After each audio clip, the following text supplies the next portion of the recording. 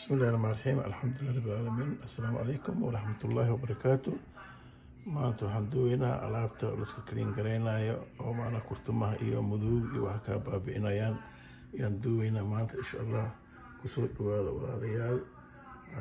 hadda alaabta soo degtay waa nayo loogu talagalay iidaha bal kama sheekan karo indhiinaad ku arkaysaan intii oo duusta socotana waxaa nabaashanayso gabadha la yiraahdo ورده ورده كرامه خير الله سيو اذا نماولنسو سو دوادا. No one knows the secret.